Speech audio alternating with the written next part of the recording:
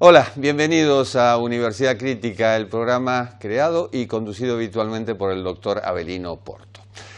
El gobierno de Alberto Fernández presentó un proyecto de reforma judicial que levantó ampollas en la oposición y en vastos sectores de la sociedad que ven detrás de esto más una maniobra política que un cambio institucional. Ese será uno de los temas que analizaremos aquí.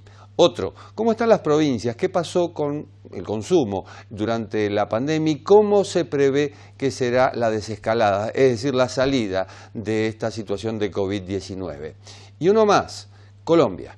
¿Qué ocurre en Colombia mientras tanto? Colombia que tiene las relaciones diplomáticas cortadas con Venezuela, la Venezuela de Nicolás Maduro. Esos tres temas serán los que desarrollaremos aquí luego de estos títulos.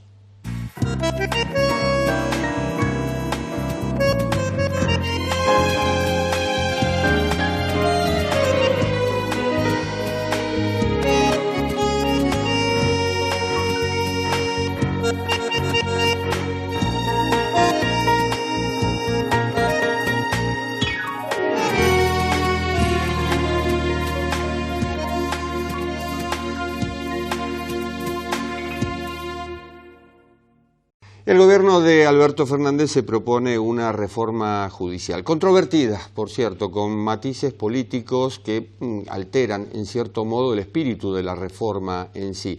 También con implicancias tanto dentro del gobierno como fuera de él. Alberto Fernández no estuvo acompañado por la oposición, estuvo acompañado por un solo miembro de la Corte Suprema de Justicia, no estuvieron los fiscales. Es todo un dato de la presentación de un proyecto del que se sabe ahora alguna parte del contenido. Pero bueno, para analizarlo y para analizar el momento político, un momento tan particular en medio de la pandemia, en medio de la negociación de la deuda externa, estamos en contacto con el doctor Osvaldo Pérez Sanmartino, que es profesor de Derecho Constitucional en la Universidad de Buenos Aires y la Universidad de San Andrés. Doctor Sanmartino, bienvenido, ¿cómo está? ¿Qué tal? Buenas tardes. ¿Cuál es su reflexión sobre la presentación del proyecto y sobre el proyecto en sí? Más que una reflexión sobre la presentación en sí misma del proyecto, yo haría una reflexión más general sobre una nueva embestida del peronismo contra la independencia del Poder Judicial. Parece una característica de toda su historia. Me preocupa más que la reforma de la justicia federal, que tiene aspectos que teóricamente podrían hasta compartirse, la manipulación que puede haber de la Corte Suprema. Recordemos que la Corte Suprema no tiene un número fijado por la Constitución, sino que, si bien es el único tribunal mencionado por la Constitución en el artículo 108, tiene un número que fija el Congreso. Ese número fue casi siempre de 5 miembros y que iban sucediéndose a medida que morían o renunciaban, los presidentes designaban las vacantes, y este proceso se dio bastante naturalmente. En general los presidentes no designaban más que un miembro por alguna vacante, hasta que Perón en su primer mandato realizó un juicio político y removió a 4 de los 5 miembros de la Corte Suprema. Esto fue en 1947. Y consiguió colocar una Corte absolutamente adicta. Ni siquiera el golpe del 30 ni el del 43 habían modificado la Corte Suprema. Bueno, cuando es derrocado Perón, se remueve la Corte, se designan otros miembros. Frondizi eleva el número de 5 a 7, después del derrocamiento de Ilia se remueve a la Corte y se vuelve al número de 5, y recordemos que cuando llega Carlos Menem a la presidencia, una de sus primeras iniciativas fue aumentar el número de miembros de la Corte, es decir, no hizo el juicio político, sino hizo una vía indirecta, aumentó el número de miembros para pasar de 5 a 9 y con eso lograr también una mayoría adicta. Dicho sea de paso, esto es lo que había intentado en 1937 Franklin Roosevelt. Roosevelt había sido electo en medio de una gran depresión económica, empieza en 1933, y lanza una serie de iniciativas, algunas bastante controvertidas, que se llamó el programa el New Deal, el Nuevo Trato, de gran intervención económica y de gran centralismo en las decisiones, y muchas de esas iniciativas habían sido declaradas inconstitucionales por la Corte Suprema, que eran además personas bastante grandes. Cuando es reelecto Roosevelt y entonces cree que tiene un mandato popular para seguir llevando adelante estas iniciativas y la Corte aparecía como un obstáculo, lanza un proyecto para aumentar también el número de miembros de la Corte, y la excusa, hoy nos resulta bastante absurda, era que por cada miembro de la Corte que tuviera más de 70 años se iba a agregar uno más joven, digamos, para darle como para infundirle energía. Era lógicamente una excusa insostenible, y por suerte para los Estados Unidos ni la mayoría de su propio partido lo apoyó y naufragó ese proyecto, que sí concretó acá y entre gallos y medianoche, casi sin debate, Menem en 1989. Ese número permaneció. Cuando llega Kirchner al poder en su primer mandato, hace también un juicio político, esto suele olvidarse, hace un juicio político a la Corte. Era una Corte, la Corte menemista, también tenía una mayoría adicta al gobierno, pero el juicio político fue muy endeble, y sin duda se podrían haber utilizado otros argumentos, pero los que se hicieron tenían que ver con el contenido de las sentencias, muchas de las cuales eran, por cierto, opinables. Bueno, pero se logró el objetivo, se colocó a nuevos jueces. En 2006, por iniciativa de la entonces senadora Cristina Kirchner, se determina que el número que estaba en ese momento, que eran 7, iba a pasar a 5. Y cuando llegara a 5 no se designaría ningún otro, así que se consolidaría en 5, y esto fue difundido como una medida muy republicana, y yo diría, sin duda lo era, pero hay que verlo en el contexto en que se buscaba la reelección y el kirchnerismo aparecía como intentando mostrar a la sociedad que tenía algunas credenciales republicanas. Luego, ya con el primer mandato y sobre todo el segundo de Cristina Kirchner, se vio que no había mucha sinceridad en esto. Recordará usted cuando se hizo todas esas iniciativas que se llamaron con el pomposo nombre de democratización de la justicia. Se quiso copar el Consejo de la Magistratura de una manera manifiestamente inconstitucional, haciéndolo como que los miembros de ese Consejo fueran electos popularmente también, y la Corte, a través del per saltum, entonces, muy rápidamente declaró inconstitucional gran parte de estas iniciativas. En fin, hice todo este panorama histórico para señalar que no importa el número, no hay un número mágico. Leo hoy que algunos de los designados en la comisión dicen que el número ideal sería 9. Puede ser. El problema es que no debe haber cambios abruptos en la Corte. Ningún gobierno debería poder cambiar de manera drástica la Corte para conseguir una mayoría propia. Por otro lado, la Corte actual tiene 3 de sus 5 integrantes provenientes claramente del peronismo. De hecho, 2 han tenido, como Maqueda y Rosati, han tenido actuación política, han sido ministros, han sido diputados, han sido constituyentes. De manera que un gobierno peronista no veo por qué debería sentirse incómodo con esa mayoría.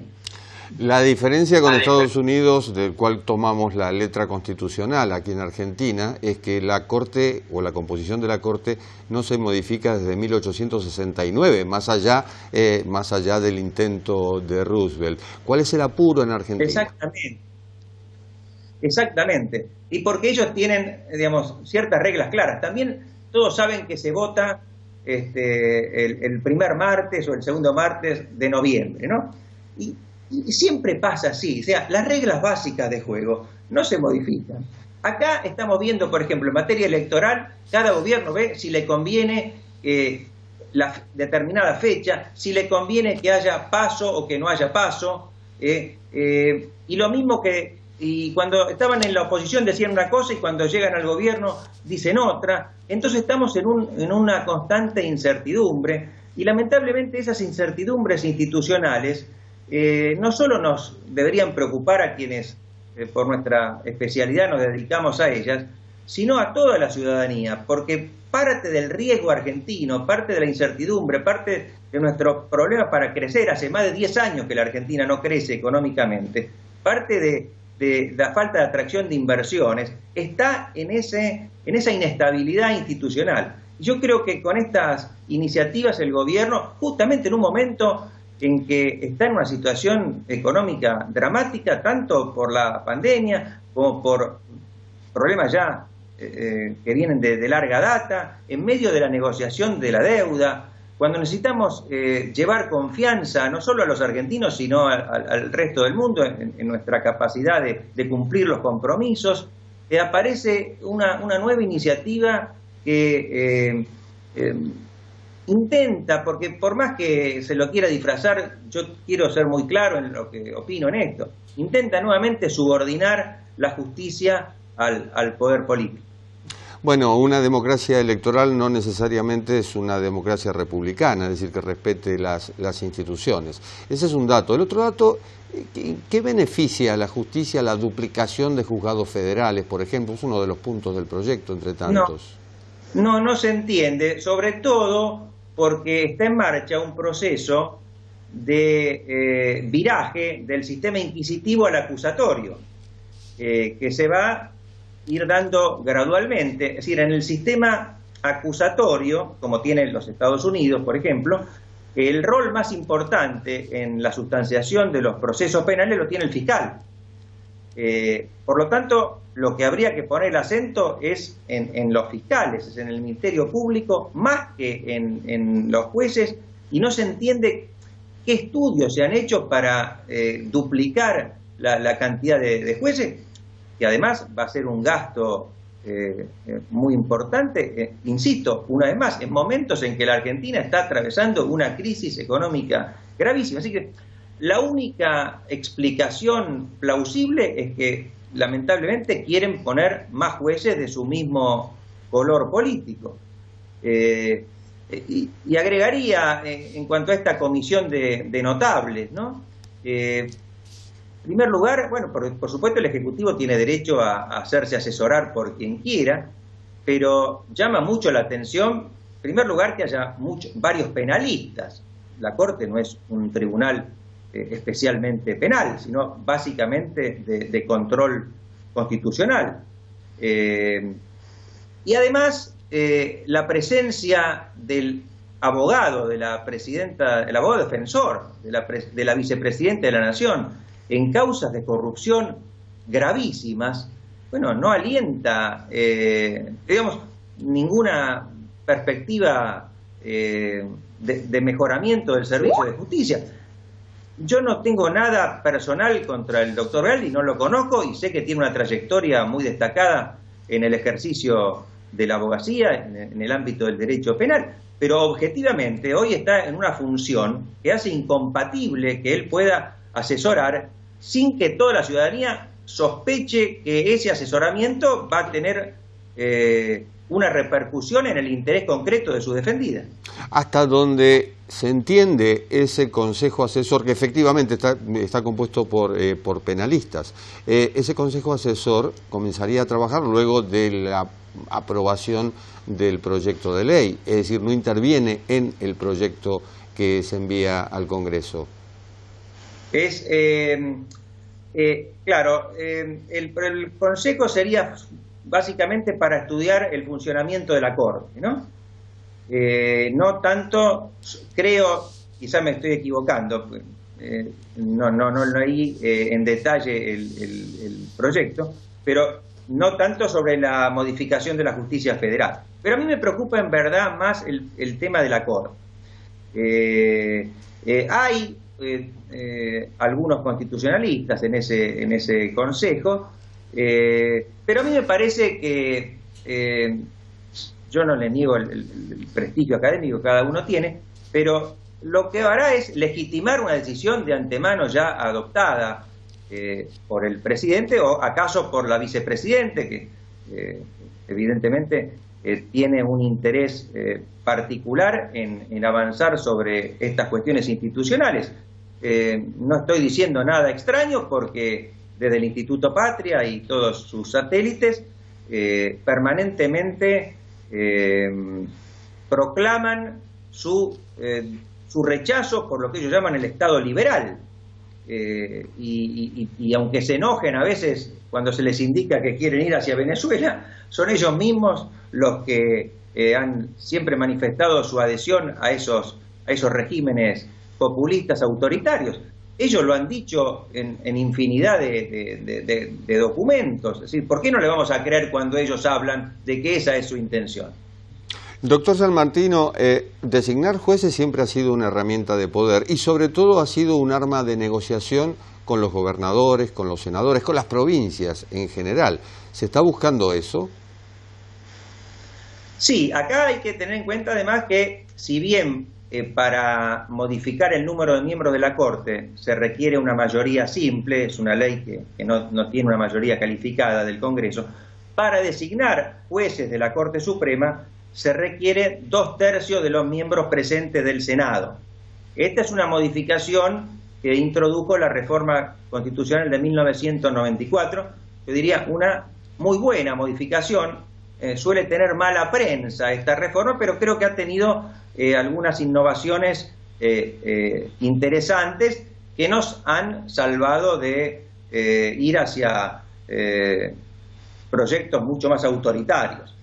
Hoy por hoy aparentemente el kirchnerismo, fernandismo, como se lo quiera llamar, o el oficialismo, digamos, no tiene ese número, pero sabemos que lamentablemente en la Argentina el Poder Ejecutivo dispone de mucho poder, especialmente por el manejo de los recursos fiscales, de los recursos coparticipables. Así que podría haber presión sobre algunos gobernadores que a su vez incidirían sobre sus senadores. Esperemos que esto no ocurra, esperemos que la oposición logre abroquelarse, no tenga fisuras. Lo digo no porque manifieste aquí una posición partidaria, sino porque creo que sería muy malo para el país que se avanzara en un proyecto de ampliación de la Corte y de transformación del alto tribunal en un apéndice del Poder Ejecutivo. Doctor Sanmartino, ha sido muy amable. Muchas gracias. Muchísimas gracias. Un gusto. Pausa, volvemos.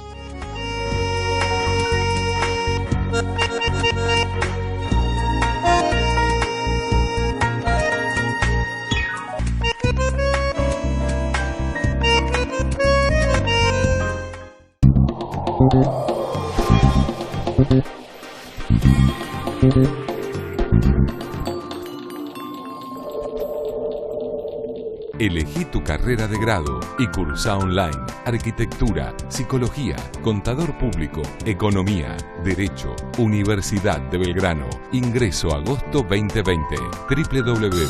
www.uv.edu.ar.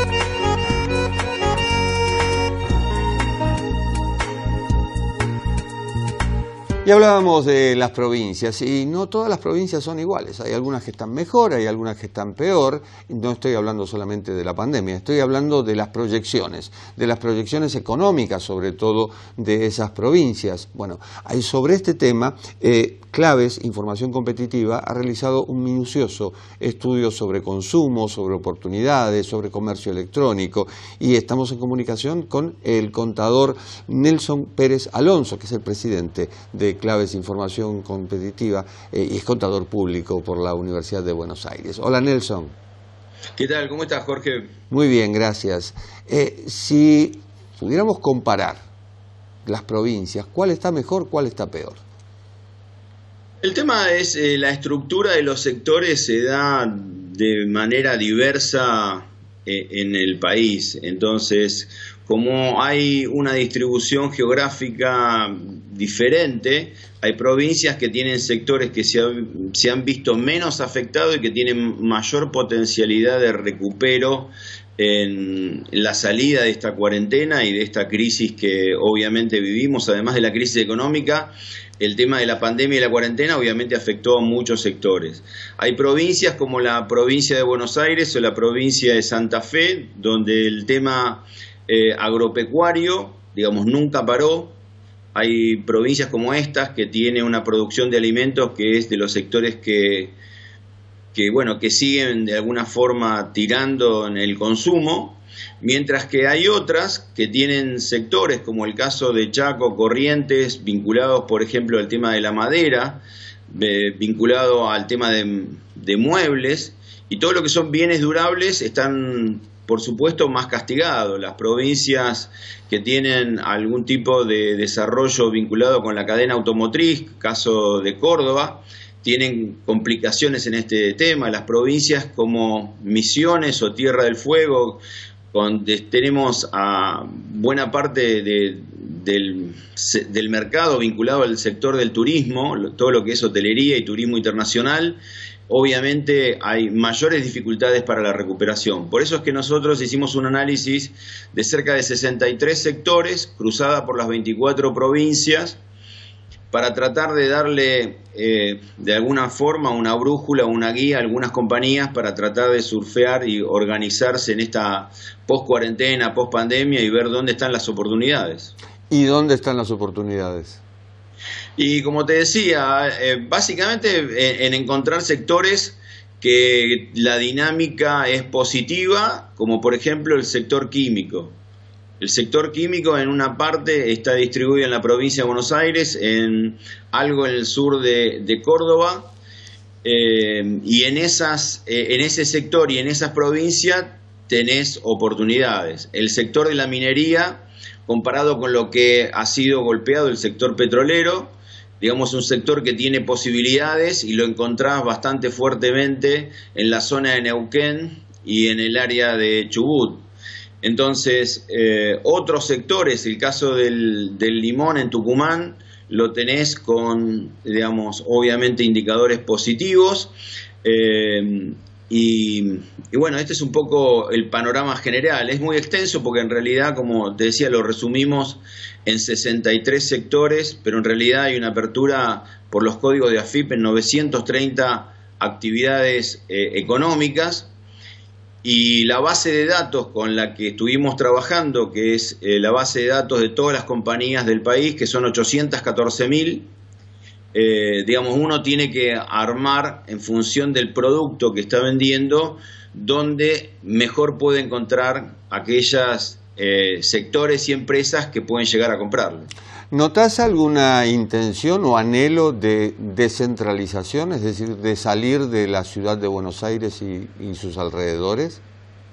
Sí, ese es un muy buen punto, Jorge, porque la realidad es que la virtualidad, digamos, lo que le planteó a muchas compañías es el hecho de salir de su propia provincia e inclusive tener una perspectiva internacional. Yo creo que esta virtualidad, donde estamos conectados tanto por Zoom, por Meet o por Skype, nos permite acercarnos a personas que están lejos, quizás a veces nos distancian de los que estamos cerca, pero la posibilidad de encontrarnos con empresas que están en otras ciudades del país como del exterior, yo creo que esto acelera mucho las posibilidades de vender al exterior, digamos, sobre todo en el caso de Argentina, obviamente, con un contexto donde la salida más allá de la cuarentena va a tener un contexto económico muy complicado, donde el dólar, por lo menos para los próximos tiempos, seguro va a ser un tipo de cambio alto. La mayor parte de los empresarios están buscando oportunidades, al menos en Latinoamérica. Nosotros estamos recibiendo pedidos y consultas para buscar distribuidores, para encontrar clientes en Chile, en Bolivia, en Uruguay, en Perú, en Colombia. Yo creo que el mercado se está moviendo mucho, sobre todo pensando en Latinoamérica.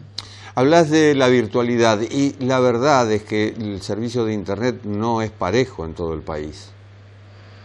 No, es así, sin ninguna duda, pero bueno, obviamente hay algunos que están tratando de acelerar este desarrollo de infraestructura, porque absolutamente es vital para todo el tema social y económico. Entonces, evidentemente castiga a muchos que no tienen la disponibilidad de una banda ancha y con suficiente volumen y bueno, esto realmente complica las actividades, como hemos visto en algunos casos en el tema de educación. Hay muchas entidades públicas, lamentablemente, que no tenían la infraestructura y que han demorado la incorporación a las herramientas virtuales, pero yo creo que esto aceleró lo mismo que lo vimos en el e-commerce. Las ventas por internet se han disparado y Argentina estaba entre un 3 a un 4% del total de las operaciones comerciales se realizaban en forma virtual y vamos a llegar a prácticamente que el 6% de todas las transacciones se hacen vía internet. Esto es un cambio realmente muy fuerte, estamos con un aumento del 50% del volumen de operación. ¿Ese cambio vino para quedarse? No, sin duda, por eso yo a veces planteo algunos casos quizás pueden ser ridículos, digamos, no vamos a hablar del caso de Uber, pero yo creo que hoy el que tenga una peluquería y no está pensando en incorporar reconocimiento facial para mostrarle a algún cliente cómo le queda las opciones de corte de pelo, digamos, posiblemente no vas a cortar el pelo. Entonces, hoy creo, para mí hay 3 variables que ningún empresario puede perder de vista. Una es la incorporación de tecnología, que se aceleró. Segundo, el formato asociativo. Los desarrollos, por ejemplo, de franquicias es otra de las variables que se potenciaron y, digamos, se están incorporando muy fuertemente, no solamente en los segmentos tradicionales como eran gastronomía o indumentaria. De hecho, aparecen formatos de multifranquicia. Aparecen formatos de franquicia de cocina, restaurantes que hoy están con baja actividad, están teniendo en la misma cocina 5 marcas. Entonces la velocidad de adaptación es tremenda. Y por otro lado, lo que hablábamos recién de la regionalización, la posibilidad de vender en cualquier otra ciudad del país como en el exterior, me parece que son los 3 elementos que cualquier empresario hoy está tratando de incorporarse porque te vas a quedar afuera si no. Se habla mucho de la uberización de la economía, pero no parece estar acompañada por las leyes, sobre todo por las leyes laborales. No, lamentablemente el tema de la legislación yo creo que lamentablemente no va en forma virtuosa de generar empleo. Nosotros tenemos en Argentina 6 millones de trabajadores en blanco y hay más trabajadores en negro o informales, no sé cómo decirlo, que trabajadores en blanco. O sea, cuando le queremos poner tantas restricciones a la incorporación de personas al mercado formal, lo que estamos haciendo es aumentar la informalidad. Y la virtualidad, otra de las cosas que disparó, es la informalidad. Todo el cierre de los comercios a la calle, donde podía pasar un oficial de la AFIP, de la DGI, para verificar el controlador fiscal, que ahora están operando online, esto sin lugar a duda aumentó de una manera, yo estimo, en más de un 20% la informalidad en Argentina. Por lo tanto, las leyes tienen que pensar cómo hacer que la gente se incorpore al mercado formal, tanto para lo que es el empleo, que es fundamental, como para los temas fiscales. Hay quien te dice que si blanqueas la informalidad, ese 40% de flujo monetario en negro que circula en Argentina, bueno, va a derivar sobre todo en pérdida de empleos.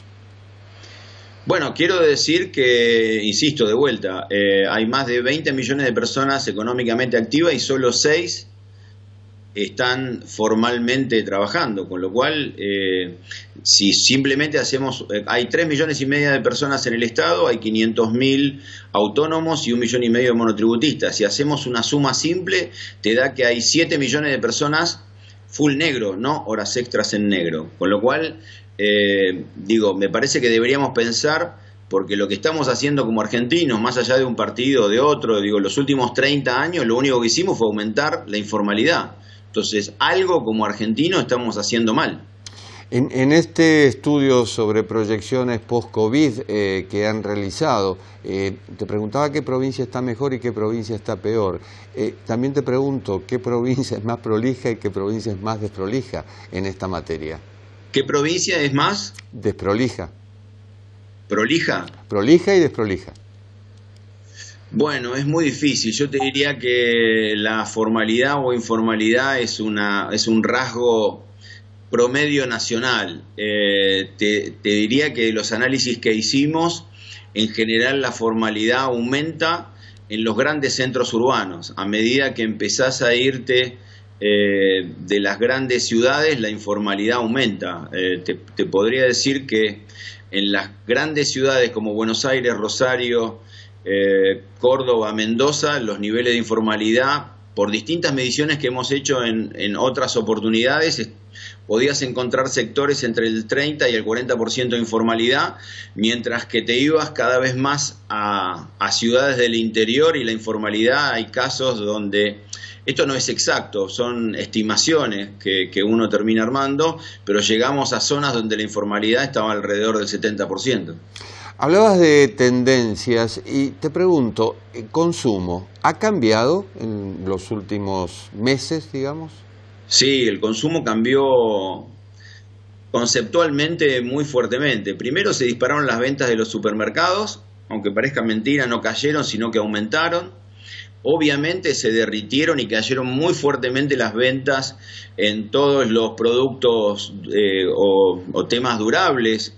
Bueno, obviamente esparcimiento, hotelería, todos los mercados vinculados con muebles, textiles, productos vinculados a la construcción cayeron 50-70%. Ahora se están recuperando. El último mes la caída promedio fue un 34%, o sea, el piso lo encontramos en el mes de abril, pero también se dieron cambios, ¿cómo decirlo?, estratégicos. Digamos, pasamos a una economía de la necesidad, mientras que en general el consumo está ligado al deseo. Lo que se perdió en los últimos meses fue el deseo. Y los que estamos más en temas de marketing, lo que esperamos es que se recupere la movilidad para que todas las estrategias de marketing de las compañías empiecen a activar el deseo, que es uno de los elementos que dinamizan la actividad económica. Uno de los sectores que fueron muy golpeados es todo el mercado vinculado con la estética. Como la gente no sale, no tiene que mostrarse, y al no tener que mostrarse, todos los productos de estética cayeron fuertemente. Peluquerías, todo lo que tiene que ver con la ropa también, me imagino. Por supuesto, no solamente la ropa, sino, digamos, te diría por productos de perfumería, productos, digamos, de higiene personal, digamos modificó muchos productos vinculados con la estética, productos y servicios, como vos decís, el tema de peluquería, spa, muchos productos de estética cayeron, digamos, de una manera muy importante. Como te decía, hay que recuperar el deseo para que el consumidor, digamos, pueda, digamos, movilizar esas cosas que estos últimos meses, sin lugar a duda, postergó. En los últimos meses también hablamos del Estado, de la presencia del Estado y demás, con mucho gasto social. ¿La coparticipación es equitativa?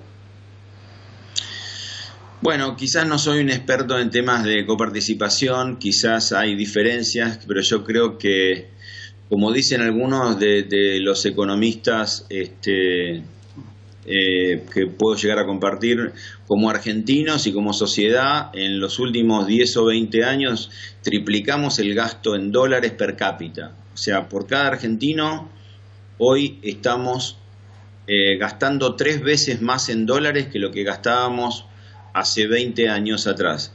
Y creo que ningún argentino, no sé Jorge vos, pero creo que ningún argentino de los que nos están viendo y escuchando siente que tiene 3 veces más servicios por parte del Estado. Me parece que ese es un gran tema, porque en realidad deberíamos ser mucho más eficientes en términos de gasto para que, digamos, bajarle la posibilidad de que empresarios y emprendedores puedan desarrollar actividades económicas, porque de alguna forma, si no hay actividad económica, no va a haber recursos para después distribuir. Hablabas de la cuestión económica de cada uno, del bolsillo de cada uno, y yo te preguntaba por lo equitativo o inequitativo que puede ser la coparticipación, pero pongámosle el boleto del transporte. Cuando en Buenos Aires decimos, me aumentan el boleto, que vale 18 y que puede estar 20, en el interior de la provincia de Buenos Aires o en la provincia de Córdoba o en la provincia de Tucumán te dicen, oigan, yo pago 4 o 5 veces más. Sin duda, sin duda. Y bueno, de vuelta, las comparaciones son importantes, lo mismo que otros servicios. Muchas veces el tema de que la gran masa de votantes esté en estas grandes ciudades produce distorsiones que en definitiva no son equitativas, así que son muchas cosas que las que deberíamos ver para ser eficiente y de alguna forma tratar de sostener, pero incorporar al mercado formal a aquellos que están fuera de ese mercado formal. Nelson, ha sido un gusto, muchísimas gracias. No, gracias a vos por esta oportunidad, un abrazo grande y felicitaciones. Gracias, un abrazo. Vamos a una pausa y volvemos.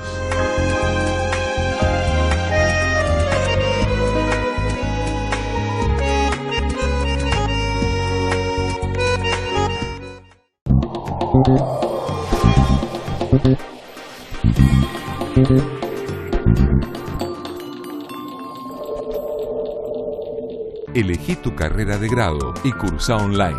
Comercio exterior, administración, comercialización, gastronomía, hotelería. Universidad de Belgrano. Ingreso agosto 2020. www.uv.edu.ar.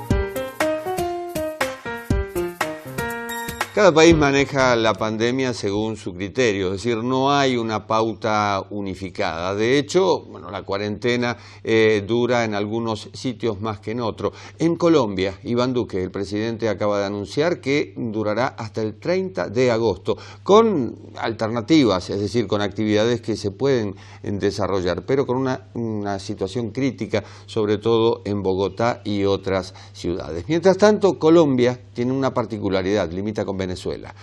Relaciones diplomáticas cortadas. Nicolás Maduro, que al estilo Donald Trump con el virus chino, habló en su momento del virus colombiano. Y ahora, Nicolás Maduro, que le dice a Iván Duque, trabajemos en conjunto. Bueno, a ver cómo se está manejando todo esto en Colombia. Nos vamos a Bogotá. Allí está Clara Riveros. Clara Riveros es politóloga, es directora del Observatorio CEPE Latam, Análisis Político en América. Es autora de varios libros que unen puentes entre Marruecos e Iberoamérica y es conductora del ciclo de ida y vuelta de Fundamedios. Hola, Clara. Hola Jorge, buenas tardes, gracias por tu invitación. Un gusto tenerte aquí y un gusto, o mejor dicho, la duda. ¿Qué pasa entre Colombia y Venezuela y qué pasa en Colombia en particular durante esta pandemia? Bueno, pues la relación, como bien decías hace un momento, con Venezuela está bastante complicada desde hace tiempo. No favorece el lenguaje que utiliza el presidente Nicolás Maduro para distraer un poco de la atención interna de Venezuela. Siempre busca un enemigo externo y el que es más propicio por la cercanía y por las diferencias políticas también marcadas entre los dos países, pues es Colombia. Como bien decías, él ha hablado de virus colombiano para referir que el virus entraría por las trochas que conectan a Colombia y Venezuela. Pues como sabes, tenemos más de, creo, 3.000 kilómetros de frontera y no todos los pasos están controlados. Así que el paso por trochas siempre ha sido un problema, pero es un problema bidireccional, no solamente que entren a Venezuela, sino también que entran a Colombia muchas cosas en estas trochas. La situación ha sido difícil porque si fuéramos a hablar de virus colombiano, pues tendríamos más o menos que remontarnos a el origen y el epicentro de la pandemia, que no ha sido precisamente Colombia, pero ese es otro tema. Entonces la situación ha sido un poco compleja en términos de la relación bilateral. Como sabes, hay unos 5 millones de emigrantes venezolanos que han dejado el país en estos años huyendo de la situación interna y debido a esta crisis sanitaria que ha golpeado al mundo y que está golpeando tan fuerte a América Latina, pues muchos han tenido que buscar la manera de retornar a su país. Hace unas semanas yo leía que cerca de 200.000 personas estaban buscando retornar o han ido retornando a Venezuela debido a la situación de precariedad en la que se encuentran en los diferentes países de América Latina, especialmente en Colombia. De todas maneras, el porcentaje es ínfimo en comparación de toda la cantidad de población que de alguna manera el régimen ha expulsado en estos años. Entonces la situación no es fácil y a eso se suma que tenemos los problemas propios del país en esta gestión de la pandemia, ¿no? Nosotros tenemos, como bien decías, llevamos creo 4 meses y medio de encierro y ahora nos alargan un mes más, no hemos empezado agosto, pero ya nos anunció el presidente que esto irá hasta el 30 de agosto en una situación de agotamiento porque si bien se han ido reactivando algunos sectores, muchos tenemos que seguir en casa y la situación pues es difícil, empieza a tornarse muy complicada, la pobreza ha aumentado mucho, luego esto ha servido para otras situaciones que pues no tendrían razón de ser en tiempos de normalidad y en una situación democrática plena y no en un contexto de emergencia como en el que estamos ahorita. Es muy despareja la situación entre las ciudades, según ha descrito el ministro de Salud, entre Cartagena, Cali, Medellín, Bogotá, que es donde vivís vos.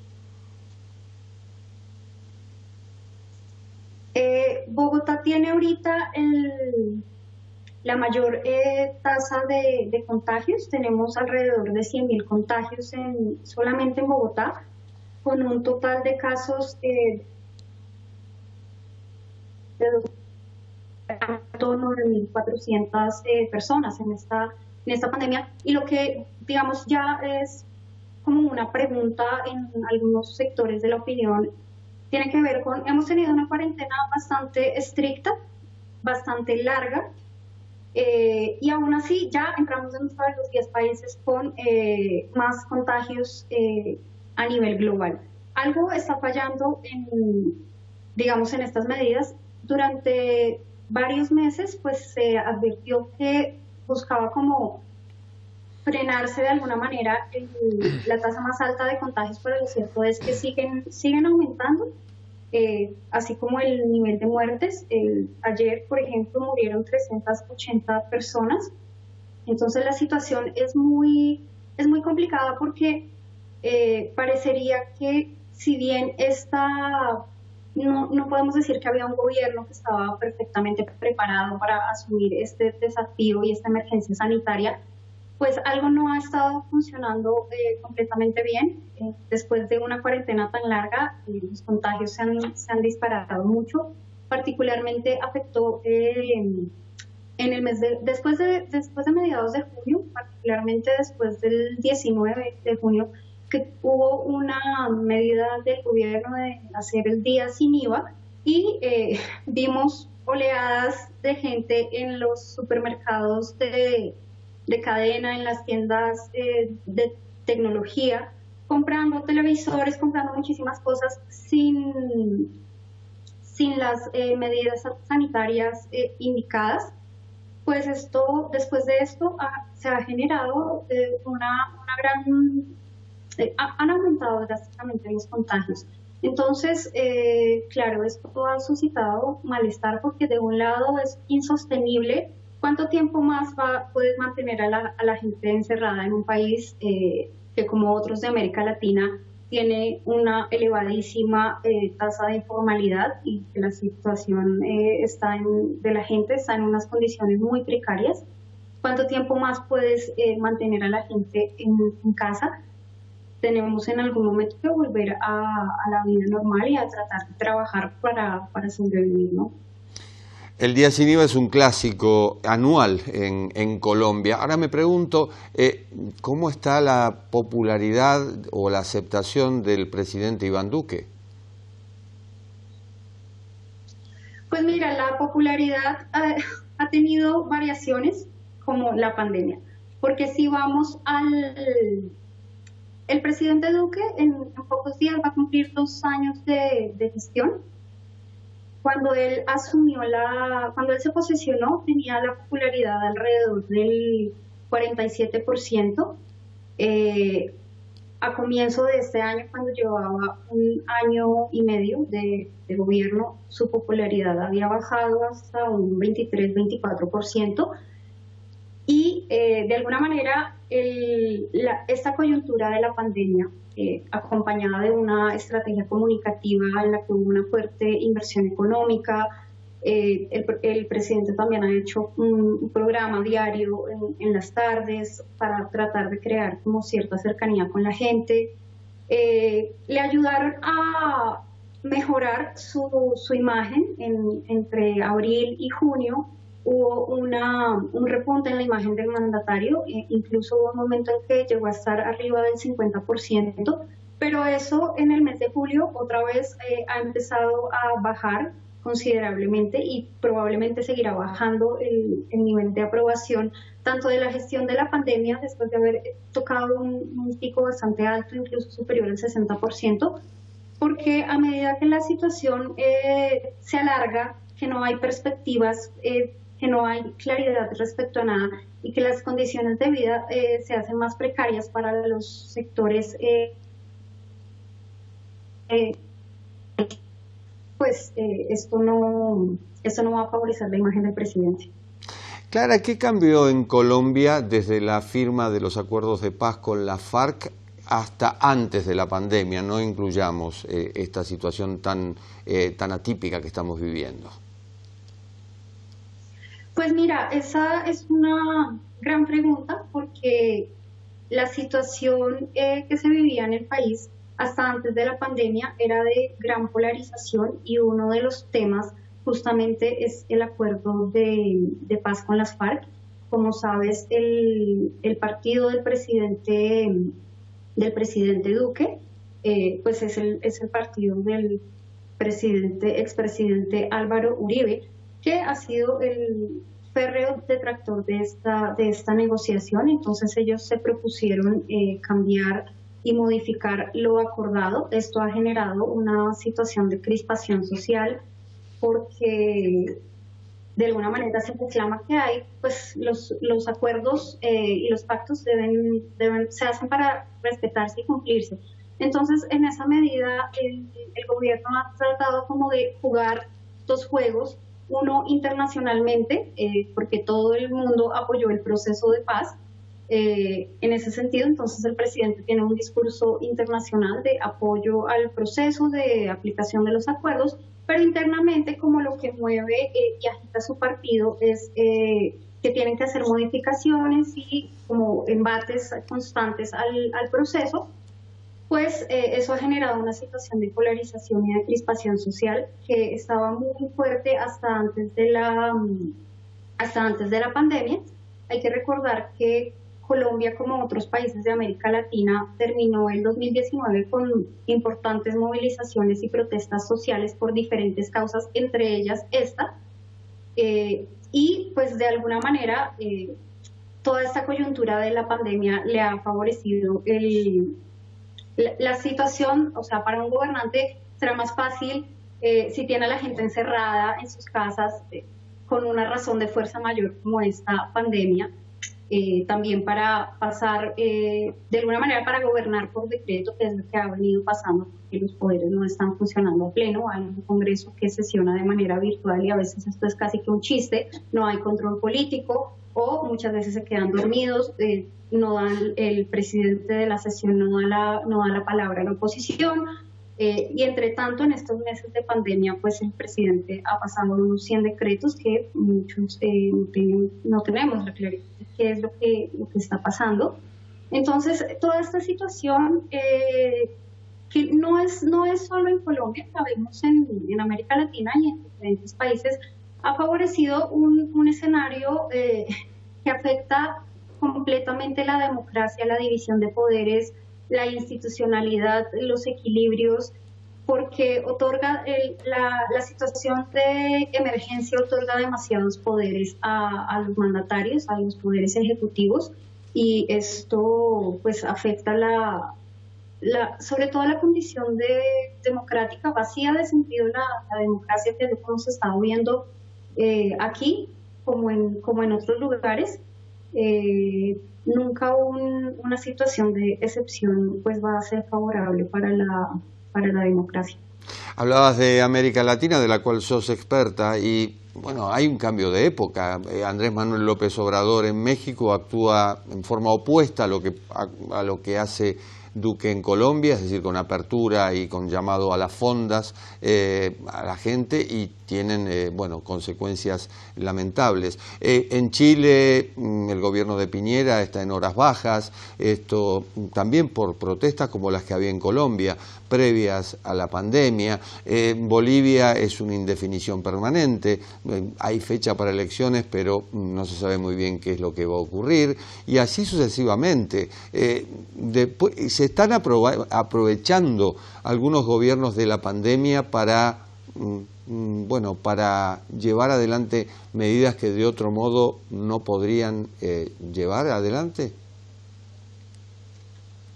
Sí, totalmente, Jorge. Yo creo que esta situación ha potenciado el detrimento de las democracias que no eran las mejores democracias en América Latina, que eran democracias imperfectas y con problemas. Sin embargo, pues en esto también hay matices, hay países que como siempre destacan de alguna manera por un mayor respeto de la democracia, de las instituciones, de las libertades. En ese sentido, pues no, tampoco es sorprendente que, por ejemplo, los países que sobresalen en esta gestión de la crisis sin afectar severamente las instituciones hayan sido Costa Rica y Uruguay. Pero, por ejemplo, en México, que como bien señalas, el presidente tuvo una actitud de cierto negacionismo inicialmente, y que de hecho eso lo equipara, por ejemplo, a un Bolsonaro en Brasil, aunque sean ideológicamente opuestos, o el presidente de Nicaragua con su esposa, que también han negado la pandemia. Digamos, no podemos generalizar toda la situación, porque esta es una América Latina muy diversa, pero lo que veíamos es que en los países que ya tenían regímenes autoritarios y dictatoriales y que viven en un permanente estado de excepción, pues esa situación se ha agravado. En los países que tienen una democracia con fallas y todo lo que quieras, pero que son democracias, pues la situación ha favorecido el exceso de poderes a los presidentes, y justamente en detrimento del poder legislativo. La justicia tampoco parece que está funcionando a pleno. Entonces, esa situación ha sido muy preocupante.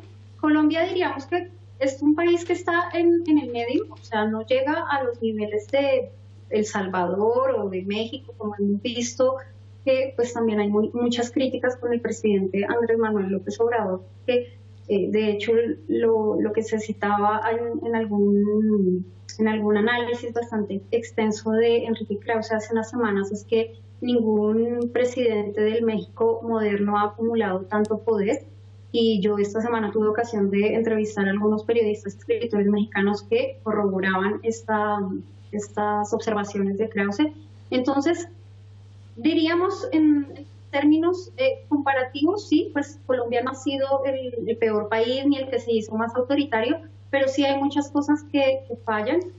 Otra cosa, por ejemplo, que llama mucho la atención es el tema de, en este tiempo de pandemia, tenemos sociedades que todavía son muy católicas y los presidentes tienden a abusar de eso y a pretender olvidarse que en muchos estados, como es el estado colombiano, este es un estado laico, y han hecho constantes alusiones a mandarnos a rezar. Desde el Ministerio del Interior, por ejemplo, hace algunas semanas se convocaba como una oración, una cadena de oración, todas estas cosas que no tienen razón de ser en los estados laicos. Y pues de hecho al presidente Duque un tribunal le ordenó retirar un tuit en el que acudía a la Virgen de Chiquinquirá hace unos días, porque le dicen este es un estado laico y usted no tiene por qué estar haciendo mención a una religión en particular, ¿no? Entonces también ha sido como esa instrumentalización religiosa que en Colombia, digamos, causa escándalo internamente, pero no externamente, como por ejemplo lo vemos con AMLO, que él sí, pues en sus alocuciones diarias está hablando de las medallitas y las estampitas y los escapularios, y de alguna manera se ha robado el protagonismo en este tema, ¿no? Clara Riveros, la próxima será tinto de por medio, y aclaro que tinto en Colombia es café. Muchas gracias. Yo prefiero el tinto argentino, Jorge. Muchas gracias. Gracias, Clara. Ya ha sido todo por hoy. Misión cumplida. Nos reencontramos en la próxima. Chao.